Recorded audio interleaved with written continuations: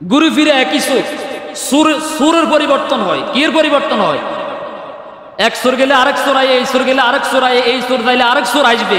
এইভাবে আমাদের জীবন যাবে, আমাদের ভাগ্য বদলাবে না যতদিন পর্যন্ত আমরা আল্লাহর কোরআনের পক্ষে না আসবো। ঠিক কিনা বল?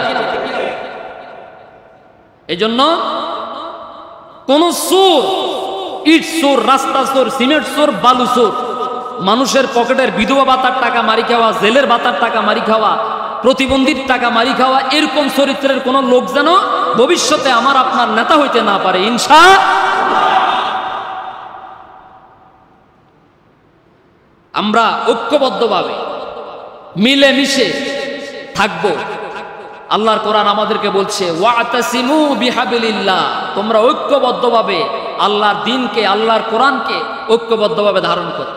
ওয়ালা তাফাররাকু, আর তোমরা পরস্পর বিচ্ছিন্ন হয়ে যেও না। দেখবেন কোন ঘরের মধ্যে যদি আপনার এক বাবার যদি 4 ছেলে থাকে, 4 ছেলে যদি আলাদা আলাদা ভাবে থাকে, তাহলে কিন্তু যেই কোনো মুহূর্তে প্রতিবেশীরা তাদের উপর আক্রমণ করতে পারে। এক ভাইকে মারলে আরেক ভাই যদি মনে করে, দূর আমার ভাইরে না মারছে, আমারও তো মারে নাই, আমার এখানে কথা বলার দরকার, তাহলে কিন্তু আরেকদিন এই ভাইও মার খাওয়ার সম্ভাবনা আছে না নাই? কিন্তু এক ভাইকে মারার সময় যদি বাকি ভাইগুলো জাঁপাই পড়তো, তাহলে কি মার খাওয়ার সম্ভাবনা আছে না? আজকে আমাদের অবস্থা ঠিক এরকম। মহিষের পাল, বকরির পাল সবাই যদি ঐক্যবদ্ধ থাকে, তাহলে কিন্তু বাঘ তাদেরকে হামলা করার সাহস পাবে না। আর কিন্তু যখন বিচ্ছিন্নভাবে আলাদা আলাদাভাবে একজন এদিকে আরেকজন ওইদিকে যাবে, পৃথক পৃথক থাকবে, তখন বাঘ যেই কোনো মুহূর্তে তাদেরকে খেয়ে ফেলার সম্ভাবনা আছে। ঠিক কিনা বলে? এটা একটা সমাজ, এটা একটা সমাজ। এই সমাজের প্রতিটি মানুষ যদি ঐক্যবদ্ধভাবে মিলেমিশে বসবাস করে, তাহলে কখনো এই সমাজের মধ্যে অশান্তি, এই সমাজের মধ্যে কখনো মারামারি, কখনো জুলুম, কখনো কাটাকাটি হওয়ার সম্ভাবনা আছে। এই জন্য সবাই মজবুতভাবে সীসা ডালা প্রাচীরের মতো মিলেমিশে বসবাস করবে। আল্লাহ যেন সবাইকে তৌফিক দান করে, বলি আমিন। আমার বন্ধুগণ, আজ বিশ্বের মুসলমানেরা, পৃথিবীর মুসলমানেরা মায়ের খাওয়ার পিছনে একটাই মাত্র কারণ, অনেকগুলো কারণের মধ্যে অন্যতম প্রধান কারণ হচ্ছে তারা পরস্পর বিচ্ছিন্ন হয়ে গেছে, আলাদা হয়ে গেছে। এক দেশের উপরে যখন ইহুদিরা মারে, এক দেশের উপরে যখন জালিমেরা জুলুম করে বোমা নিক্ষেপ করে শেষ করে দেয়, তখন বাকি মুসলমানেরা চুপ করে বসে থাকে, কয় যে আমার তো কিছু হয় নাই। ঠিক কিনা বলেন? ইরাকের উপরে আক্রমণ করা হলো, পৃথিবীর সব মুসলমান দেশগুলো মুখের মধ্যে কুলুপ লাগিয়ে দিয়ে বসে আছে, কেউ কিছু বলে নাই। যার কারণে ওই দেশটা খতম করে দেওয়ার পর শুরু করেছে আফগানিস্তানের উপরে। ঠিক কিনা বলেন? ধরল আফগানিস্তানকে, ধরল ইরাককে, ধরল সিরিয়াকে, ধরল ফিলিস্তিনকে, শেষ পর্যন্ত এখন আবার ধরল ইরানকে। ঠিক কিনা বলে? এখন এই যে একটা করে দেশকে খেয়ে ফেলতেছে, আমরা মনে করতেছি, বাংলাদেশ চিন্তা করতেছে আমার এত মাথা কামানোর দরকার। পৃথিবীর 57টা মুসলিম দেশ যদি একটু কাশি দেয়, একটু প্রতিবাদ করে, এই মুহূর্তে যদি একটু জেগে উঠে, তাহলে হাতে গোনা মাত্র কয়েকটা ইহুদির বাচ্চারা লেজ গুটিয়ে পালাতে বাধ্য হবে। ঠিক কিনা বলে? সবাই ওই যে শেয়ারে মগ্ন, চিন্তা করে আমি যদি ইরানের পক্ষে কথা বলি, তাহলে আমি যদি ইরানের পক্ষে কথা বলি, তাহলে আমার আমেরিকার বাবা তো আমার উপরে নারাজ হয়ে যাবে, এই জন্য কথা বলে না। আমি যদি ইরানের ফিলিস্তিনের পক্ষে কথা বলি, আমার ইসরায়েলের বাবা বেজার হয়ে যাবে। আমি যদি মুসলমানদের পক্ষে কথা বলি, তাহলে আমার ভারতের দাদা, আমাদের দুলাভাই বেজার হয়ে যাবে। সুতরাং কাউকে বেজার করার দরকার নাই, আমার স্যার ঠিক থাকুক, পৃথিবী গোল্লায় যাক, মুসলমানেরা মারা যাক, আমার কিচ্ছু আসা যায় না। কিন্তু ও তো বুঝে না, পুকুরের মালিক যখন পুকুরে জাল মারে, জাল মারার পর প্রথমে কি বড় মাছটা ধরে নাকি ছোট মাছটা ধরে? জোরে বলেন, আগে কি বড় মাছ ধরে নাকি ছোট মাছ ধরে? বড় মাছ ধরে। ছোট মাছগুলা যখন উঠে, মালিক খুব যত্ন করে এগুলোকে পানিতে ছেড়ে দেয়। তখন সে চিন্তা করে আমার মালিকের মতো ভালো তো আর কেউ নাই, আমারে কত আদর করে যত্ন করে আবার পানিতে ছেড়ে দিয়েছে। কিন্তু ও তো জানে না ওই যে আমার বড় যেটারে ধরছে কিছুদিন পরে আমারও আদার খাওয়াইয়া, আমারও পরিপূর্ণভাবে সার কুটা খাওয়াইয়া আমারও তাদা করবে, একদিন আমাকে এভাবে ধরা পড়া লাগবে, ঠিক কিনা বলে? এজন্য পৃথিবীর বড় বড় মুসলমান রাষ্ট্র যেগুলা শক্তিশালী ওগুলাকে এক এক করে খেয়ে ফেলার পর এরপরে আমার আর আপনার পালা আসবে, ঠিক কিনা বলেন? কিন্তু আমরা ছোট ছোট সব দেশগুলো যদি ঐক্যবদ্ধ হয়ে আমরা যদি একটু লড়ে চড়ে বসি, একটু প্রতিবাদ করি, তাহলে মুহূর্তের মধ্যে এই যুদ্ধ বন্ধ হওয়ার সম্ভাবনা আছে না নাই? আমরা তো সেই জাতি যেই জাতি মাত্র 313 জন মোকাবেলা করেছে 1000 কাফেরের বিরুদ্ধে, ঠিক কিনা বলেন? বিজয় হয়েছে নাকি পরাজয় হয়েছে? আমরা তো সেই জাতি যেই জাতি 1000 কাফেরের বিরুদ্ধে 3000 কাফেরের বিরুদ্ধে 700 লড়াই করে আমরা বিজয় লাভ করেছি, ঠিক কিনা বলে? পৃথিবীর ইতিহাস হচ্ছে মুসলমানদের বিজয়ের ইতিহাস, পরাজয়ের কোনো ইতিহাস আমরা সেটা ভুলে গেছি। আমরা এখন চায়ের দোকান ছাড়া কিচ্ছু বুঝি না। এজন্য ঐক্যবদ্ধভাবে আমরা ক্ষমতাতে আমরা ক্ষমতার মোহে অন্ধ হয়ে গেছি, আমরা টাকার মোহে অন্ধ হয়ে গেছি, আমরা নারী লোভে অন্ধ হয়ে গেছি। এই যে দেখেন ইরানে, আপনারা যারা পত্রপত্রিকা পড়েন, ইরানের এই পতনের পিছনে অন্যতম একটা কারণ হচ্ছে রাসূল সাল্লাল্লাহু আলাইহি সাল্লাম আজ থেকে 1500 বছর পূর্বে মুতা বিবাহ, অর্থাৎ মেয়াদ ভিত্তিক বিয়ে, চুক্তিভিত্তিক বিয়ে, এটা একসময় জায়েজ ছিল কিন্তু পরবর্তীতে এটা নিষিদ্ধ করা হয়েছে। কিন্তু ইরানের এই গোষ্ঠী সেই নিষিদ্ধ সেই বিষয়টাকে তারা এখনো পর্যন্ত চলমান রেখেছে, মোতা বিবাহ যেটাকে বলে, চুক্তিভিত্তিক মেয়াদ ভিত্তিক বিবাহ। তো এক মহিলা ইসরায়েলি গুপ্তচর মুসলমান সেজে আপনার পারস্যের পরিচয় দিয়ে ইরানে প্রবেশ করেছে। মুসলমান সেজে সে বলছে আমি শিয়া সম্প্রদায়কে খুব পছন্দ করি, আমি আপনাদেরকে ভালোবাসি। মুসলমান সেজে লেখালেখি শুরু করলো ইসলামের পক্ষে, মুসলমানদের পক্ষে। লিখতে লিখতে মুসলমানদের এত গভীরে ঢুকে গেছে, শুধু গভীরে না, স্বয়ং আয়াতুল্লাহ আল খামেনি পর্যন্ত তার ওয়েবসাইটে এই মহিলার লেখা পর্যন্ত পোস্ট করত। এত উপর উঠে, এত ভিতরে ঢুকে গেছে, এত উপর উঠে গেছে। এবং ইরানের প্রশাসনিক যত অফিসাররা আছে প্রত্যেকের বাড়িতে আসা যাওয়া করতো, প্রত্যেকের স্ত্রীদের সাথে অন্তরঙ্গ মুহূর্তে বিভিন্ন কথা শেয়ার করতো, আদান প্রদান করত, এমনকি সে বিয়ে পর্যন্ত করত। করার পরে ঠিক অন্তরঙ্গ মুহূর্তে তাদের যে গোপন তথ্যগুলো আছে, গোপন তথ্যগুলা মানে কয়টার সময় এয়ারপোর্ট খোলে, কয়টার সময় কে কোথায় যায়, এগুলো সব সে রেকর্ড করে যখন তার কাজ কমপ্লিট হয়ে গেছে, না হলে আপনি চিন্তা করেন 2000 মাইল দূর থেকে ঠিক এমনভাবে টার্গেট করে গুলি নিক্ষেপ করেছে, ঠিক উনি যেখানে শোয়া ওখানেই গুলি করা হয়েছে। কোনো মিস হয়েছে? গুলি কি মিস হয়েছে? ঠিক যেখানে শোয়া সেখানে গুলি করছে, সেখানে মারা গেছে। ইরানের সমস্ত গোপন সব তথ্যগুলো এই মহিলা মুসলমান সেজে মুসলমানদের ভিতরে ঢুকে মোতা বিবাহ করে, ইরানের এই অফিসাররা মোতাহা বিবাহ করার কারণে আজ 1 বছর এই মহিলাকে, 1 বছর এই অফিসার, পরের বছর ওই অফিসার, এইভাবে বিয়ে করতে করতে সবার যত গোপন তথ্য আছে সবগুলো সে রেকর্ড করে ফেলেছে। তাহলে এখানে বর্তমানে ইরানের পতনের যেই কারণ, এই কারণের মধ্যে অন্যতম একটা কারণ হচ্ছে নারী লুবি হওয়ার কারণে। কি লুবি হওয়ার কারণে? নারী লুবি হওয়ার কারণে। সময় তো ভাইয়েরা আমার, এইভাবে যদি আমরা পরস্পর বিচ্ছিন্ন থাকি, বিক্ষিপ্ত থাকি, ইরানের পাশেই মুসলিম দেশগুলো আছে, ফিলিস্তিনের পাশে মুসলমান দেশগুলো আছে, অথচ থাকার পরেও তারা সবাই চুপ করে বসে আছে। তারা কি প্রতিবাদ করছে? তারা যদি সবাই ঐক্যবদ্ধ হয়, আমরা যদি সবাই ঐক্যবদ্ধ হই, তাহলে ইসরায়েলের মালামাল কিন্তু শুকিয়ে যাচ্ছে, পুড়িয়ে যাচ্ছে। আর যুদ্ধ হচ্ছে ইরানের সাথে ইসরায়েলের, কিন্তু কান্নাকাটি শুরু হয়ে গেছে আমেরিকাতে। তাহলে আপনি বুঝেন ওরা লাল কুত্তা শিয়ালের ভাই, লাল কুত্তা। ওরা সবাই মুসলমানদেরকে মারার জন্য, ইসলামকে মারার জন্য যত পরিকল্পনা আছে সব পরিকল্পনা ওরা বাস্তবায়ন করে ফেলেছে। এরপরে আমাদের এখনো ঘুম ভাঙে নাই। অতএব আসুন এই ঘুমন্ত বিবেককে জাগ্রত করি।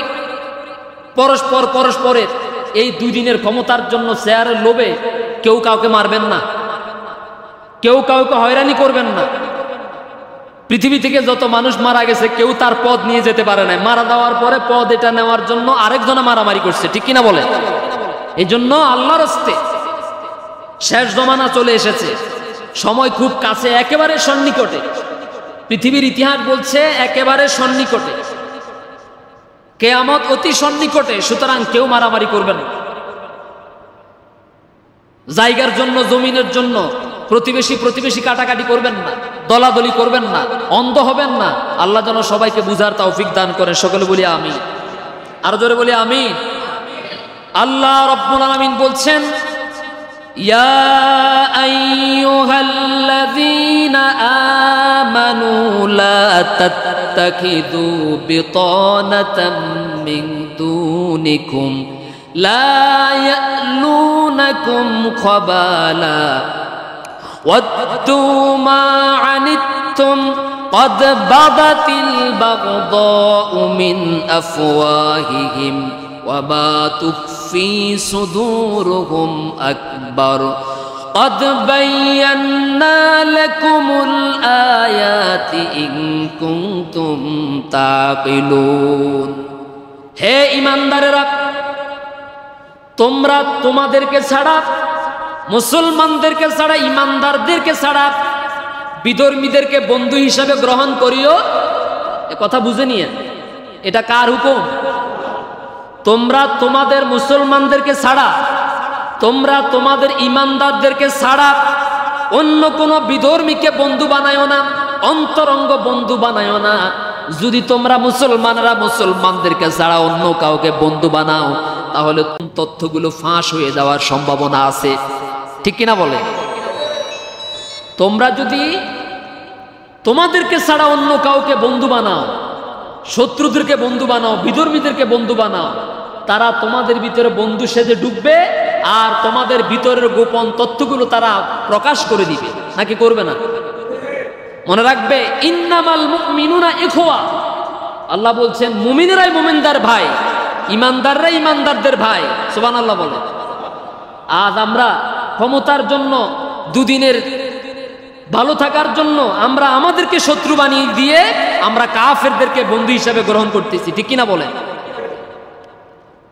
এরপরে আল্লাহ তাআলা বলছেন, ওয়াদ্দু মা আনিতুম, এ কাফেররা কখনো চাইবে না তোমরা ভালো থাকো, সুখে থাকো। ওরা চাইবে ভিতর ওরা চাইবে তোমরা যেন কষ্ট পাও। তোমাদেরকে মেরে ফেলার জন্য, খতম করার জন্য ভিতরে তারা সব চক্রান্ত, ষড়যন্ত্র করতেছে, নাকি করে না? তাহলে পৃথিবীর সব অমুসলিম শক্তিগুলো মুসলমানদের বিরুদ্ধে ঐক্যবদ্ধ, কিন্তু সমস্ত পৃথিবীর মুসলমানেরা কাফেরদের বিরুদ্ধে এখনো পর্যন্ত ঐক্যবদ্ধ হতে। আপনারা দেখবেন আমাদের বাংলাদেশে এই একটা সংস্থা আছে, বাংলাদেশ হিন্দু বৌদ্ধ খ্রিস্টান ঐক্য পরিষদ, আছে না নাই? আছে না নাই? আপনি দেখবেন কোথাও যদি একটা হিন্দু যদি সামান্য রকমের একটু মানে আঘাতপ্রাপ্ত হয়, একটা ইহুদি বৌদ্ধ যদি মারা যায়, কেউ যদি তাদের উপর আক্রমণ করে, তাহলে দেখবেন যে তারা মুহূর্তের মধ্যে পুরা চট্টগ্রাম, পুরা ঢাকা সহ গোটা বাংলাদেশে সমানে তারা মিছিল করে ফেলে, ঠিক কিনা বলে? কিন্তু আমরা মুসলমানেরা কি এমনটা করি? আমাদের মধ্যে তো ঐক্য নাই, তাদের মধ্যে ঐক্য আছে। এই ঐক্য থাকার কথা ছিল আমাদের, কিন্তু সেই ঐক্য চলে গেছে তাদের কাছে। আমরা মুসলমানরা নিজেরাই নিজ দলের, আবার বলছি, আমরা নিজেরাই নিজ দলের, নিজ আদর্শের, নিজ তরিকার মানুষদেরকে সামান্য ক্ষমতার জন্য, পদের জন্য ভাগাভাগি করে একজন আরেকজনকে সাপের মতো পিটে আর রাস্তাতে মেরে ফেলি। আমরা তো সেই জাতি, নাকি? দুই লাইন বাড়ায় বলছি, আমাদের কোরআনও এক, আমাদের হাদিসও এক, নাকি দুই রকম? তাহলে সব কয় রকম? একরকম।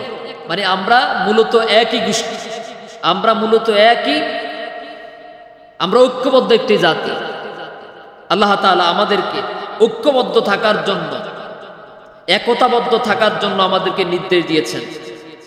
আমরা যতদিন পর্যন্ত একতাবদ্ধ থাকব, মিলেমিশে থাকব, আমাদের মধ্যে কোনো ভেজাল হবে না, বিশৃঙ্খলা হবে না, অশান্তি হবে না, বিপর্যয় আসবে না, নৈরাজ্য সৃষ্টি হবে না।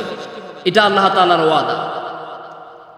আর যখনই আমরা পরস্পর বিচ্ছিন্ন হয়ে যাব, বিক্ষিপ্ত হয়ে যাব, তখন সমাজে অশান্তি সৃষ্টি হবে, মারামারি সৃষ্টি হবে, বিপর্যয় সৃষ্টি হবে, নাকি হবে না? হবে। সেজন্য আমরা আজকে এখান থেকে কিছু কথা শুনবো আল্লাহর কোরআন থেকে, এবং এর আলোকে আমরা যেন ঐক্যবদ্ধ থাকতে পারি। আল্লাহ আমাদেরকে তৌফিক দান করুন, সকলে বলি আমিন। আমার ভাইয়েরা, কোরআনুল কারীমে আল্লাহ রাব্বুল আলামিন সূরা আলে ইমরানের 103 নম্বর আয়াতে কারিমার ভিতরে বলছেন, ওয়া'তাসিমু বিহাবলিল্লাহি জামিআন ওয়া লা তাফাররাকু ওয়াযকুরু নি'মাতাল্লাহি আলাইকুম ইয কুনতুম আ'দাআন فألف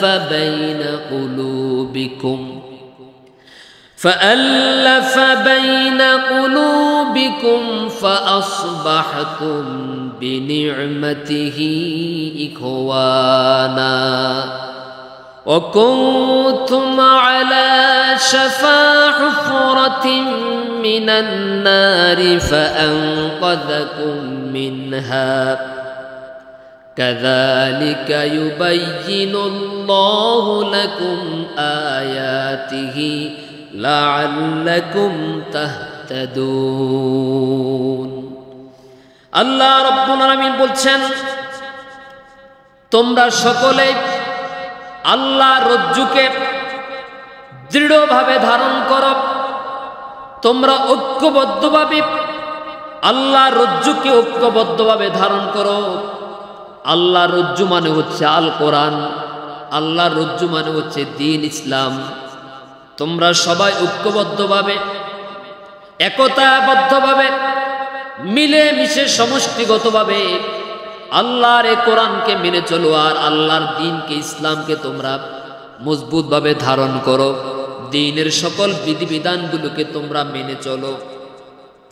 ওয়ালা তাফাররাকু ওয়ালা তাফাররাকু, আর তোমরা পরস্পর বিচ্ছিন্ন হয়ে যাও না, তোমরা বিক্ষিপ্ত হয়ে যেও না, বিভক্ত হয়ে যেও না, বিভিন্ন দলে উপদলে আলাদা আলাদা হয়ে যাও না।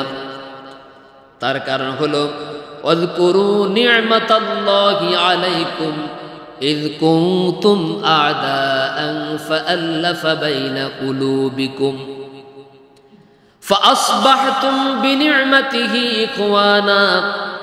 আল্লাহর সেই অনুগ্রহের কথা স্মরণ করো, যে অনুগ্রহ আল্লাহ তোমাদের উপরে করেছেন। তোমরা তো অগ্নিগর্ভের কিনারে দাঁড়িয়েছিলে, আল্লাহ তাআলা তোমাদেরকে সেখান থেকে রক্ষা করেছেন, আর তোমাদের একজনের জন্য আরেকজনের অন্তরের মধ্যে আল্লাহ রাব্বুল আলামিন ভালোবাসা তৈরি করে দিয়েছেন। সুবহানাল্লাহ। ইসলামের আবির্ভাবের পূর্বে মুহাম্মদ সাল্লাল্লাহু আলাইহি ওয়াসাল্লাম নবুয়ত পাওয়ার পূর্বে আরবের সমস্ত মানুষগুলো গোত্রে গোত্রে বিভক্ত ছিল, মারামারিতে লিপ্ত ছিল, রক্তারক্তিতে লিপ্ত ছিল, চুরি ডাকাতি রাহাদানিতে লিপ্ত ছিল। আল্লাহ যখন রাসূলকে নবী হিসেবে পৃথিবীতে প্রেরণ করলেন, নবুয়তের দাওয়াত পেয়ে, তাওহীদের দাওয়াত পেয়ে, আখিরাতের দাওয়াত পাওয়ার পর এই কোরআনের আলোতে পুরা আরব ভূখণ্ড আলোকিত হয়ে গেছে। আর মানুষগুলো পরস্পর শত্রুতা ভুলে গিয়ে, বিদ্বেষ ভুলে গিয়ে, হানাহানি মারামারি কাটাকাটি ভুলে গিয়ে একজন আরেকজনের ভাই ভাই রূপান্তরিত হয়ে গেছে। সুবহানাল্লাহ। এখান থেকে একটা শিক্ষা হলো, যেই সমাজে ইসলামের আদর্শ নাই, সেই সমাজের মানুষগুলো জাহিলিয়াতের অন্ধকারে নিমজ্জিত। ঠিক কিনা বলেন?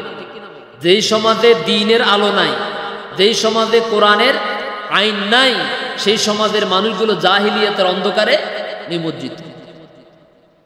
দ্বীনের আলো পাওয়ার পর, ইসলামের আলো পাওয়ার পর পুরা আরব ভূখণ্ড আলোকিত হয়ে গেছে।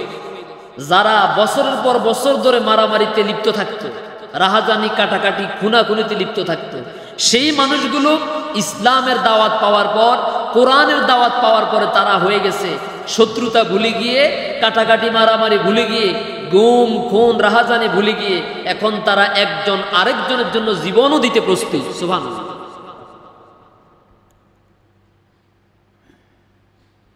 মদিনাতে দুইটা গোত্র ছিল, একটার নাম হচ্ছে আউস, আরেকটার নাম হলো খাজরাজ। এই দুইটা প্রসিদ্ধ গোত্র বছরের পর বছর ধরে, যুগের পর যুগ ধরে মারামারি কাটাকাটিতে লিপ্ত থাকত। নবীজি সাল্লাল্লাহু আলাইহি ওয়াসাল্লাম মদিনায় যাওয়ার পর এই মানুষগুলোর সামনে যখন ইসলামের দাওয়াত উপস্থাপন করলেন, এই মানুষগুলোর সামনে যখন আখিরাতের দাওয়াত পেশ করলেন, কোরআনুল কারীমের দাওয়াত পেশ করলেন, সত্যের আহ্বানে সাড়া দিয়ে আউস এবং খাজরাজ গোত্রের মানুষেরা যখন কালিমা পড়ে মুসলমান হয়ে গেল, কয়েক মিনিট আগে, সামান্য মুহূর্ত আগেও যারা ছিল পরস্পরের দুশমন, ইসলামের দাওয়াতের কারণে তারা এখন আরেকজনের জন্য জীবনটাও দিতে প্রস্তুত হয়ে গেছে। সুবহানাল্লাহ। আল্লাহ সেটাই বলছেন, তোমরা তো ছিলে আগুনের কিনারে। কিসের কিনারে? আগুনের কিনারে। সেখান থেকে আল্লাহ তাআলা তোমাদেরকে উদ্ধার করেছেন, রক্ষা করেছেন। কিসের কারণে? ইসলামের দাওয়াতের কারণে, কোরআনের দাওয়াতের কারণে। এটা কি খুশির বিষয় নাকি দুঃখের বিষয়? আমরা পড়ছি আলহামদুলিল্লাহ। আরে ভাই, আমরা তো বাপদাদার সূত্রে বংশগত মুসলমান হয়েছি। এজন্য ইসলামের জন্য আমাদের মায়া, আমাদের টান, আমাদের আগ্রহ একেবারে নেই। আমরা আমাদের মন মতো চলি। কিন্তু আমরা যদি সাহাবায়ে কেরামদের মতো ইসলাম গ্রহণ করার জন্য রক্ত দেওয়া লাগতো, ইসলাম গ্রহণ করার জন্য দেশ ছাড়া লাগতো, ইসলাম গ্রহণ করার জন্য জুলুম সহ্য করা লাগতো, তাহলে ইসলামের জন্য আমাদের ভালোবাসাটাও আরো মজবুত হতো। ঠিক কিনা বলেন? হযরত বিলাল রাদিয়াল্লাহু তাআলা আনহু ইসলাম গ্রহণ করতে গিয়ে যে কষ্ট, যে নির্যাতন সহ্য করেছেন, তার নির্যাতনের মাত্রা যত বেশি ছিল, ইসলামের জন্য তার ভালোবাসাটাও তত বেশি ছিল। যেরকম ঠিক কিনা? খুবাইব রাদিয়াল্লাহু তাআলা আনহু, খাব্বাব রাদিয়াল্লাহু তাআলা আনহুর মতো সাহাবায়ে কেরাম ইসলাম কবুল করতে গিয়ে, কোরআনের পথে চলতে গিয়ে যেই পরিমাণ কষ্ট সহ্য করেছেন, যেই পরিমাণ জুলুম সহ্য করেছেন, তার কারণে ইসলামটা তাদের কাছে তত বেশি ইসলামের জন্য তাদের মায়া ছিল, ভালোবাসা ছিল। ঠিক কিনা বলেন? আমার জীবন চলে যায়, তবুও যেন ইসলামের সামান্য পরিমাণ বদনাম না হয়। আমার প্রাণ চলে যায়, তবুও যেন আল্লাহর দ্বীনের কোনো ক্ষতি না হোক। সুবহানাল্লাহ বলেন। তা আমি আপনি তো মুসলমান, আমরা তো সবাই মুসলমান। প্রতিনিয়ত আমাদের দ্বারা কত আকাম কুকাম হয়, আমরা কত অন্যায় করে অপরাধ করি। আমাদের এই অপরাধ দেখলে, আমাদের এই চরিত্র দেখলে মানুষ হাসে, বিধর্মীরা হাসে, বলে এ কি মুসলমানের চরিত্র? যদি আমরা ওইভাবে কালিমা পড়ে মুসলমান হওয়া লাগতো, তাহলে কিন্তু আমাদের দ্বারা কখনোই নামাজ তরক হতো না, আমাদের দ্বারা কখনো রোজা তরক হতো না, আমাদের দ্বারা কখনো দ্বীনের বদনাম হতো না। ঠিক কিনা বলেন? আপনি যদি কষ্ট করে ইসলাম গ্রহণ করতেন, তাহলে আপনি নামাজ ছাড়তেন। আপনি তো দ্বীনটা পেয়েছেন বাপদাদার সূত্রে, এই জন্য নামাজ আপনার কাছে ভালো লাগে। তাহলে আল্লাহ বলছেন, তোমরা ঐক্যবদ্ধভাবে আল্লাহর দ্বীন, আল্লাহর রজ্জুকে ধারণ করো। সবাই যার যার অবস্থান থেকে দ্বীনকে মজবুতভাবে ধারণ করো। বিচ্ছিন্ন হওয়া যাবে না, কোরআনের বাহিরে যাওয়া যাবে না, ইসলামের বাহিরে কোনো আইন, কারো বাপদাদার আইন মানা যাবে না। কি কথা কি বোঝা যায়? আমরা বান্দা কার? কথা বোঝা যায় না? এই জমিনটা কার? এটাও বলতে শরম লাগে, মানে বলার তো মন চায় না। হুজুরের চোখের দিকে তাকা রয়েছে, এই জন্য বলতেন, না বললে তো হুজুরে কি বলবে? আল্লাহর সন্তুষ্টির জন্য বলেন, এই জমিনটা কার? আমরা কার? এই কোরআনটা কার? জমিন আল্লাহর, সবকিছু আল্লাহর। আকাশ বাতাস, চন্দ্র সূর্য, গ্রহ নক্ষত্র, ফল ফলাদি যা আছে সবই কার? আল্লাহ। আল্লাহর হয়ে থাকলে আপনি যতদিন দুনিয়াতে থাকবেন বাঁচবেন ততদিন আইন মানবেন, হুকুম মানবেন। এই জমিনে হুজুরের নাকি আল্লাহ, কার আইন মানবেন? এই কথা কিন্তু আমাদের মনে থাকে না। এটা আপনাদের আমাদের সকলের স্বপ্ন, যেন আল্লাহ তোমার এই জমিনে মরার আগে অন্তত এইটা দেখে যেতে পারি, আল্লাহ তোমার এই জমিনে তোমার কোরআনের আইন চলে। বলি আমি। যদি আপনার এই স্বপ্ন না থাকে আপনি মুনাফিক হয়ে মারা যাবেন। একেবারে নির্ভেজাল সত্য কথা। এটা প্রত্যেকটা মুসলমানের স্বপ্ন এবং তার চেষ্টা থাকতে হবে, আল্লাহ তোমার এই জমিনে যেন আমি তোমার কোরআনের আইন দেখে যেতে পারি। বলি আমি। যেই দিন আল্লাহর এই জমিনে আল্লাহর কোরআনের আইন বাস্তবায়ন হবে, যেদিন পার্লামেন্টে অর্থাৎ সংসদে আল্লাহর কোরআনের আইন অনুমোদন হবে, বাস্তবায়ন হবে, যেদিন বাংলাদেশের এই জমিনের 56,000 বর্গ মাইলের বুকে আল্লাহর আইন ছাড়া আর কারো আইন চলবে না। মানুষগুলো দরজা খুলে ঘুমাতে পারবে, চোরের ভয় থাকবে না। সুবহানাল্লাহ বলে। এই যে আমরা হুজুররা চিল্লাই আল্লাহর আইন চাই, সত্যকে শাসন চাই, কেন চিল্লাই জানেন? এই জন্য চিল্লাই, কারণ আমাদেরকে উপর থেকে বলার জন্য আল্লাহর নির্দেশ। এই কোরআনের বিধান যখন বাস্তবায়ন হবে তখন সংসদে কোনো চোর থাকবে না, থাকবে? এই কোরআনের আইন যখন বাস্তবায়ন হবে কোনো জালিম সেখানে যেতে পারবে না, কোনো চোর কোনো ডাকাত সেখানে যেতে পারবে না। বাংলাদেশের প্রতিটা মানুষ দরজা খুলে ঘুমাবে, ধর্ষণের ভয় থাকবে না, খুনের ভয় থাকবে না, ইফটিজিং এর ভয় থাকবে না, রাস্তার মধ্যে টাকার বান্ডিল পড়ে থাকবে, চোখ দিয়ে দেখে চলে যাবে, কেউ টাকাটা হাত দিয়ে ধরারও সাহস পাবে না। সুবহানাল্লাহ বলে। এটাই হচ্ছে কোরআনের কাজ। এই জন্য দুনিয়ার কোন চোরেরা, আবার বলছি, দুনিয়ার কোন চোরেরা এটা চাই না যে জমিনের বুকে আল্লাহর কোরআনের আইন কায়েম হোক, ঠিক না বলেন? এটা চোরেরা পছন্দ, কারণ যদি জমিনে চোর থাকে চোররা কিন্তু এটা পছন্দ করবে না, করবে? বিষয়টা খেয়াল করে। ডাকাইতেরা, মদখোরেরা, সুদখোরেরা, জুয়াখোরেরা এরা কখনো চাইবে না আল্লাহর জমিনে আল্লাহর কোরআনের আইন চলুক, কারণ এটা তাদের কাছে বিষের মতো লাগে, ঠিক কিনা বলেন?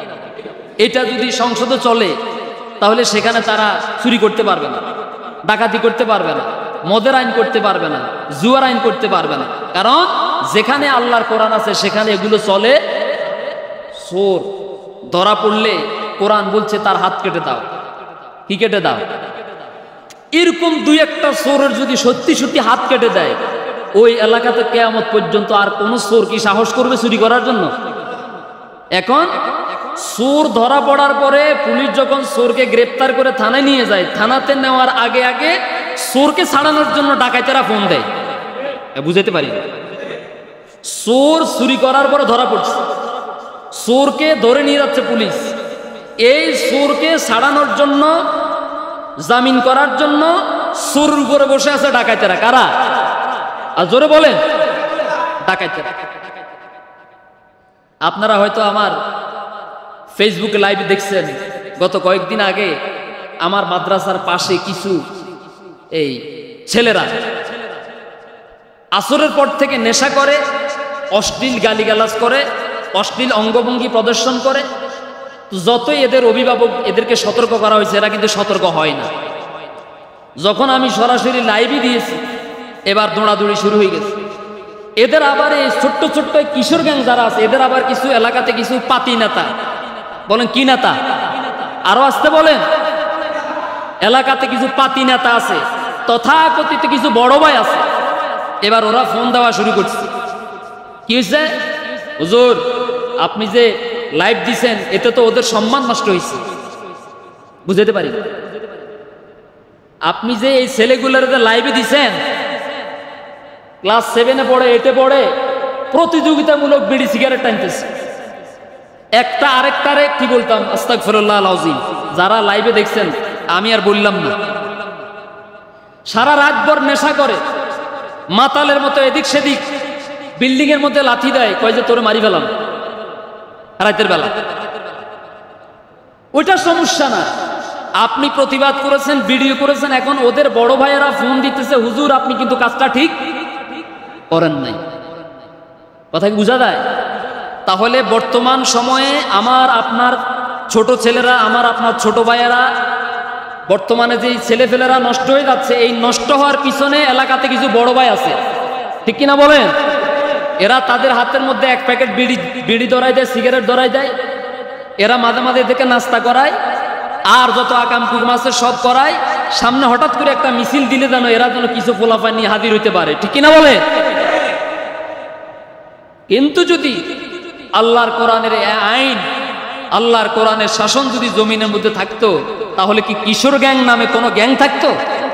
কোনো চোর থাকতো? আল্লাহ আমাদেরকে বুঝার তৌফিক দান করুন। এটা আমাদের স্বপ্ন, বলে না আমিন। আমার মরার আগে আল্লাহ আমি যেন দেখে যেতে পারি তোমার জমিনে কোরআনের আইনটা কেমন। চোরগান আমি। আরে ভাই, আমরা শুধু ওয়াজ শুনে, মদিনার কথা শুনি, রাসূল সাল্লাল্লাহু আলাইহি সাল্লামের যুগে, ওমরের যুগের, আবু বকরের যুগের, ওসমান রাদিয়াল্লাহু তাআলা আনহুর যুগের, আলী রাদিয়াল্লাহু তাআলা আনহুর যুগের ওয়াজ শোনার পর আমরা সুবহানাল্লাহ বলি না? তা আমরা কি পারি না? ওমর রাদিয়াল্লাহু তাআলা আনহু যেভাবে সমাজ চালাইছেন, আমরাও তো চেষ্টা করলে পারি। একথা কন না কেন? আমরা পারি না? আমরা পারি। আর পারার জন্য যখনই নির্বাচন আসবে, তখন বেনামাজি, সুদখোর, ঘুষখোর, চোর, ডাকাত, জালেমদেরকে যখন তারা রাতের বেলা 500-1000 টাকা নোট দিবে, তখন 1500 টাকা নোট নিয়ে চোর ডাকাতকে দেখলে বেনামাজিদেরকে আমরা ভোট দিয়ে দেই, নাকি বেলাইনে বলছি? ওয়াজ শোনার সময় আমরা সুবহানাল্লাহ বলি, মাহফিলে গেলে আল্লাহু আকবার বলি, কিন্তু যখন ভোটের দিন আসে রাতের বেলা ইমান বিক্রি করে ফেলি আমরা, ঠিক কিনা বলে? তাহলে আমরা সবাই চাই, হুজুর আমরাও চাই যে আল্লাহর জমিনে আল্লাহর কোরআনের আইন কায়েম হোক, আল্লাহর জমিনে আল্লাহর ইসলাম প্রতিষ্ঠা হোক, এটা আমরা চাই। কিন্তু যখন বলি তাইলে হুজুরের ভোট দেন, কনা এটা তো হাইতাম না, ঠিক কিনা বলে? এজন্য আমাদের ভাগ্যের পরিবর্তন হয় না। অথচ রাসূল সাল্লাল্লাহু আলাইহি ওয়াসাল্লাম কি বলছেন? আল্লাহর নবীজি সাল্লাল্লাহু আলাইহি ওয়াসাল্লাম বলছেন, আল মুসলিমু আকুল মুসলিম, মুসলমান মুসলমানের ভাই, মুসলমান মুসলমানের। আমরা সবাই কি জোরে বলুন? তো এখান থেকে যাওয়ার পরে কথা দিচ্ছেন জুমার পরে তার কয় যে জুমার নামাজের সময় হয়েছে, এখন আর মারামারি করার সময় নেই। আজান দিছে, মসজিদে দেয়, মসজিদ থেকে আসার পরে তোর ভালো করে বুঝাই দেব।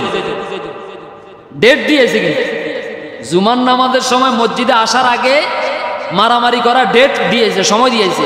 মারামারি করবো কখন? জুমার নামাজের। কথা কন না কেন? জুমার নামাজের কয় রোজা রাখছি, এই জন্য রোজার মাসে তোর কিছু করলাম না, রোজাটা শুধু শেষ হোক, দেখবি কত দানে কত চাই না, তোর কল্লা তোর দেহের সাথে থাকবে না। তারিখ দিছে ঈদের পরের দিন, ঈদের। এটা কি রোজা রাখছে নাকি আল্লাহর সাথে তামাশা করছে? রোজাটা তো রাখছে এই জন্য, রোজা থেকে ধৈর্য শিখবে, রোজা থেকে সহনশীলতা শিখবে, শিখে এটাকে রোজার পরে 12 মাস কাজে লাগাইবে, ঠিক কিনা বলে? ওমা সে তারিখ দেখো রোজার মাস, এখন মারামারি করতাম না, রোজা শেষ হোক তারপরে তোর বুঝাই দেবো। আছে না নাই? জুমার নামাজের পরে মারামারি করবে, আছে না নাই? আছে। তাহলে আল মুসলিমু আকুল না, সবাই বলেন আল মুসলিমু, আল মুসলিমু আকুল মুসলিম। মুসলমান মুসলমানের ভাই, এক মুসলমান মহিলা আরেক মুসলমান মহিলার বোন, ঠিক কিনা বলেন? এটা হচ্ছে ধর্মগত। আমরা সকলে একই জাতিসত্তা, আমাদের রব একজন, আমাদের নবী একজন, আমাদের কাবা একটা, আমাদের মদিনা একটা, আমাদের কিয়ামতের মাঠ একটা, আমাদের জান্নাতের মাঠ একটা, ঠিক কিনা বলেন? এই যা করতেছি দুনিয়াতে মারামারি কাটাকাটি, এগুলো সব আমাদের নিজেদের পেটের জন্য করতেছি, ঠিক নয় কি? লা ইয়াযলিমুহু ওয়া লা ইউসলিমুহু, সে তার কোন মুসলমান ভাইয়ের উপরে জুলুম করবে না, তাকে কোন জুলুমের দিকে ঠেলেও দিবে না। ওমান কানা ফি হাজাতি আখিহি কানাল্লাহু ফি হাজাতিহি, দুনিয়াতে কোন মুসলমান যদি কোন মুসলমানের প্রয়োজন দূর করে দেয়, হাজত পূরণ করে দেয়, আল্লাহ কিয়ামতের দিন তার হাজত পুরা করে দিবে। আপনি যদি দুনিয়াতে আপনার কোনো ভাইয়ের প্রয়োজন দূর করে দেন, আপনি যদি দুনিয়াতে আপনার কোনো ভাইয়ের হাজত পূরণ করে দেন, আপনার প্রয়োজন পূরণ করে দিবেন কে? আপনি যদি আপনার ভাইয়ের কষ্ট দূর করে দেন, আপনার কষ্ট দূর করবেন কে? আপনি যদি আপনার ভাইয়ের অভাব দূর করে দেন, আপনার অভাব দূর করবেন কে? ওয়ামান ফাররাজা আন মুসলিমিন কুরবাতান ফাররাজাল্লাহু আনহু কুরবাতান মিন কুরবাতিল ইয়াউমাল কিয়ামা। যে ব্যক্তি কোনো মুসলমানের অসুবিধা দূর করে দিবে, আল্লাহ রাব্বুল আলামিন কিয়ামতের দিন তার কষ্ট দূর করে দিবেন। জোরে কোন সুবহানাল্লাহ। ওমান সাতারা মুসলিমান সাতারাহুল্লাহু ইয়াউমাল কিয়ামা। এমনকি দুনিয়াতে কোনো বান্দা যদি কোনো মুসলমানের দোষ গোপন রাখে, আল্লাহ কিয়ামতের দিন তার দোষ গোপন রাখবে। আপনি যদি দুনিয়াতে আপনার কোনো ভাইয়ের দোষ গোপন রাখেন, আপনার দোষ গোপন রাখবেন কে? আমার কোনো দোষ নাই, কথা বলেন নাই? আমাদের কি কোনো গুনাহ নাই? আমরা যদি আজকে জুমার মসজিদে চাই, আল্লাহ তুমি কিয়ামতের দিন আমাদের গুনাহগুলোকে গোপন রেখে আমাদেরকে জান্নাতে দাও, সবাই চাই কি চাই না? তাহলে আজকে থেকে আমাদের টার্গেট থাকবে আমরাও আল্লাহর বান্দাদের দোষ গোপন রাখবো। বলি ইনশাআল্লাহ। কোনো মহিলার দোষ তালাশ করবে না। আমাদের দেশে কিছু সিসি ক্যামেরা আছে, সিসি ক্যামেরা বুঝছেন তো, বাঙ্গা বেড়া, প্রতিবেশী কিছু, এটা এই অভ্যাসটা বেশিরভাগ মহিলাদের থাকে। হাত দুটার পিছন থেকে দিয়া, বেড়ার ফাঁক দিয়া, কলা পাতার ফাঁক দিয়া, বাঙ্গা বেড়ার ফাঁক দিয়ে এইভাবে তাকায় থাকে, আছে না নাই? কান একটারে এইভাবে লাগায় রাখি, কি বলতেছে, অর্থাৎ দোষ খুঁজে খুঁজে বেড়ায় আর এখানে সেখানে বলে বেড়ায়। মানুষের সম্মান সম্ভ্রম নিয়ে তারা তামাশা করে, এমন আছে না নাই? আচ্ছা, সুতরাং আপনি যদি চান, আল্লাহ আমার তো কোনো গুনাহের অভাব নাই, আল্লাহ তুমি আমার এই গুনাহ যদি কিয়ামতের দিন আমারে তুমি প্রকাশ করো, তাহলে আমার তো বাঁচার কোনো উপায় নাই। আপনি যদি চান আল্লাহ আপনার এই গুনাহ কিয়ামতের দিন মাফ করে দিন, তাহলে আপনিও দুনিয়াতে আল্লাহর বান্দাদের দোষগুলোকে তালাশ না করে আপনিও তাদের দোষগুলোকে গোপন রেখে দিন, আল্লাহ আপনার দোষগুলো গোপন রেখে দিবেন। বলি আমি। সম্মানিত ভাইয়েরা আমার, আমি যেটা বলতে চেয়েছিলাম সেটা হচ্ছে, আল্লাহ তাআলা বুঝাতে চেয়েছেন ওয়াতাসিমু বিহাবিলিল্লাহ, তোমরা ঐক্যবদ্ধভাবে, একতাবদ্ধভাবে, দৃঢ়ভাবে, সংঘবদ্ধভাবে ইসলামকে, আল্লাহর কোরআনকে ধারণ করো, এর বাহিরে যাইও না। কোরআন আছে যেখানে শান্তিও আছে, ইসলাম আছে যেখানে শান্তি আছে। যেই পরিবারে যতটুকু ইসলাম আছে, দ্বীনের বিধান আছে, সেখানে ততটুকু শান্তি আছে, ঠিক কিনা বলেন? যেখানে নাই সেখানে শান্তিও। আমরা কি শান্তি চাই নাকি অশান্তি চাই? শান্তি চাই নাকি অশান্তি চাই? এই যে আপনাদের পাশে পুকুর আছে, এই পুকুর থেকে আপনি একটা তেলাপিয়া মাছকে উঠানোর পরে তার মাথাটা রাখবেন উপরে, লেজ রাখবেন পানিতে, মাছের কাছে কি ভালো লাগবে নাকি অশান্তি লাগবে? আর যখন মাছটাকে একেবারে পানিতে ছেড়ে দিবেন তখন কি শান্তি লাগবে নাকি অশান্তি লাগবে? কারণ এই মাছের জন্য নিরাপদ জায়গা কোনটা বলেন? মাছের জন্য নিরাপদ জায়গা কোনটা? আর গোটা পৃথিবীর সমস্ত মুসলমানদের জন্য নিরাপদ জায়গা হচ্ছে ইসলাম। সুবহানাল্লাহ বলেন। আপনি ইসলামে যত ডুববেন তত শান্তি পাবেন, ইসলামে যত ডুব দিবেন ততই শান্তি পাবেন। ইসলাম থেকে যত বাইরে আসবেন ততই আল্লাহর অসন্তুষ্টি আপনার উপর আসবে, ইসলাম থেকে যতই বেরিয়ে আসবেন ততই আপনি অশান্তিতে পড়বেন। নাকি বাড়াই বলছি? আল্লাহ তাআলা আমাদের সবাইকে বুঝার তৌফিক দান করুন। ঐক্যবদ্ধভাবে, দল যার যার, রাজনৈতিক আদর্শ যার যার, এটা করেন। আপনি দেশের নাগরিক, করার অধিকার আছে, তবে সমাজের স্বার্থে, দেশের স্বার্থে, মানুষের কল্যাণের স্বার্থে অবশ্যই ঐক্যবদ্ধ থাকা লাগবে। জাতীয় স্বার্থে। কোন স্বার্থে? মারামারি কাটাকাটি করা যাবে না। এই যে আপনারা, আমি বলি, আপনারা যদি, আমার মনে হয় এই পুরো এলাকার মানুষ যদি ঐক্যবদ্ধ থাকতেন, তাহলে এই যুগে এই আপনাদের এই রাস্তাটা কাঁচা থাকার কথা না, ঠিক কিনা বলে? হ্যাঁ, কথা কন না কেন? আমাদের দেশে নেতার কোনো অভাব নাই, সব নেতাগুলো পা চাটা, সব নেতাগুলো চাটুকার, ঠিক কিনা বলে? নেতার কাছে যাইয়া, এমপি সাহেবের কাছে যাইয়া রাস্তার কথা বলে না, স্কুলের কথা বলে না, মাদ্রাসার কথা বলে না, অভাব অনটনের কথা বলে না, শুধু নেতারে তেল মারে। তখন আর এলাকার কথা কি বলবো নাকি? আপনারা যদি এই মতিয়ালম বাজার থেকে ওই রাস্তায় এই পর্যন্ত 1-1.5 কিলোমিটার রাস্তা, এই এলাকাতে কি মানুষ ছিল না এতদিন? কথা বল না কেন? ও মিয়া ঘুম যায়, মিয়ার বালিশ দেন। ছিল না? কথা বল না কেন? এই এলাকায় কোনো মানুষ ছিল না? যদি মানুষ থাকতো তাহলে রাস্তা হয় নাই কেন? মানুষ ছিল ঠিকই, তবে ওই যে বললাম তেল মারুন না, মানুষ ছিল। কি মারুন না? পা ছাটা তেল মারুন না, ছাটুকার এই কর্মীরা নেতাদের কাছে গিয়ে শুধু তেল মারতো, যার কারণে রাস্তার সাইতে নেতার তেল মারার কারণে, প্রশংসা করার কারণে রাস্তা কিন্তু রাস্তার কাছে রয়ে গেছে, রাস্তার উন্নতি। এই জন্য ভাগ্য যদি বদলাতে চান, সমাজের যদি উন্নতি চান, দল মত নির্বিশেষে আগে আমার সমাজকে উন্নত করা লাগবে। ঠিক কিনা বলেন? আগে আমার কি? আগে আমার সমাজ। আমি বোলাতে গিয়েছিলাম, বোলার একজন ভাই এসেছেন, এই যে একজন অফিসার। আমি বোলাতে যতবার মাহফিলে গিয়েছি, বোলার চতুর্পাশে নদী, বোলার চতুর্পাশে কি নদী। অথচ দেখেন যখন যেই দল ক্ষমতায় আসতো, আওয়ামী লীগ আসুক বিএনপি আসুক, বোলার এই দেশ, বোলাকে নদী থেকে রক্ষা করার জন্য, ভোলাকে উন্নত করার জন্য, ভোলার মানুষের ভাগ্য বদলাবার জন্য তারা কিন্তু দলমত নির্বিশেষে সবাই কিন্তু ঐক্যবদ্ধ ছিল। কথা বুঝতে পারছি? ভোলার চতুর্পাশে এমনভাবে তারা আপনার বল্লি দিয়ে নিচের থেকে এমনভাবে গাড়ায় এসছে, এটা আল্লাহ যদি কখনো, আল্লাহ যদি না চান, ইনশাল্লাহ এটা ভাঙার কোনো সম্ভাবনা নাই। তা আমি বুঝাতে চাইছিলাম, তখন বুঝলাম ভোলাতে 5-6টা কর্মী নাই, ভোলাতে 5-6টা কর্মী, ভোলাতে 5-6টা নেতা নাই, যার কারণে ভোলা ভাঙে না। নোয়াখালীতে 5-6টা কর্মী, নোয়াখালীতে তেল মারুন নেতার অভাব নাই, এই জন্য এই নোয়াখালী সমানে ভাঙতেছে। ঠিক কিনা বলে? ভোলাতে যেই পরিমাণ, যেই পদ ছিল, এই নোয়াখালীতে যেই পদের লোক ছিল, এই লোক যদি চেষ্টা করতো নোয়াখালীর স্বর্ণদি বান্ধা দিতে পারত। ঠিক কিনা বলে?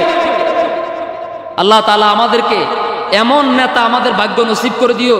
আল্লাহ আগামীতে এ দেশের জন্য তুমি এমন মানুষগুলোকে কবুল করে নিও, যাদের স্বার্থ থাকবে দেশ, তাদের স্বার্থ থাকবে জনগণ, তাদের স্বার্থ থাকবে ইসলাম। সকলে বলি আমিন। হাদা মা ইনদি ওয়াল ইলমু ইনদাল্লাহ আলাইহি তাওয়াক্কালতু ওয়া ইলাইহি উনীব। আসসালামু আলাইকুম ওয়া রাহমাতুল্লাহ।